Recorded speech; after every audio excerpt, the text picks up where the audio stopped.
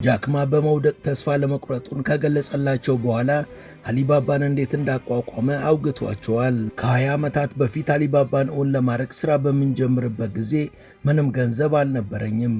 ስለዚህ የነበረኝ ዕድል በቤቴ ውስጥ ሥራውን መጀመር ነበር። ከዛም 17 ሰዎችን በማሰባሰብ ትዕዛዝን በገዢና በሻጭ መካከል የማመላለስ ሥራን በመስራት ነበር አህዱ ብለን የጀመርነው።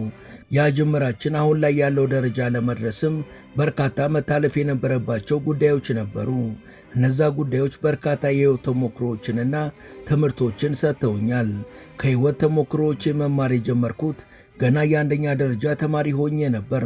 በተወለድኩበት ከተማ በሚገኘው ብቸኛው የመጀመሪያ ደረጃ ትምህርት ቤት 2 ጊዜ ወድቄያለሁ። ያ ትምህርት ቤት ወደ መካከለኛ ደረጃ ሲለወጥም ብዙ ጊዜ የመግቢያ ፈተናውን ወድቄያለሁ። ዩኒቨርሲቲ ለመግባትም በ3 ዩኒቨርሲቲዎች ተጥዬ መግባት የቻልኩት እጅግ ዝቅተኛ የሚባለው ዩኒቨርሲቲ ነበር። እነሱም ቢሆኑ በመከራ ነው የተቀበሉኝ። ዛሬ ግን መግቢያቸው ላይ ፎቶዬን ለጥፈውታል። ባጭሩ ከውድቀት ተምሬያለሁ። መደበኛ ትምህርት አስፈላጊ ቢሆንም ለስኬት ግን ወሳኝ ጉዳይ ያለመሆኑን ተምሬያለሁ። ሌላው የተማርኩት መማሪያ ክፍል ብቸኛው የትምህርት ቦታም እንዳልሆነ ነው።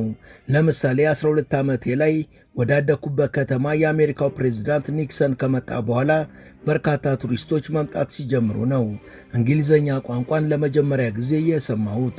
ቋንቋውን እንደሰማሁም ወደድኩት። ነገር ግን ልማረው የምችልበት አንድም መንገድ አልነበረም ብሏል ጃክማ።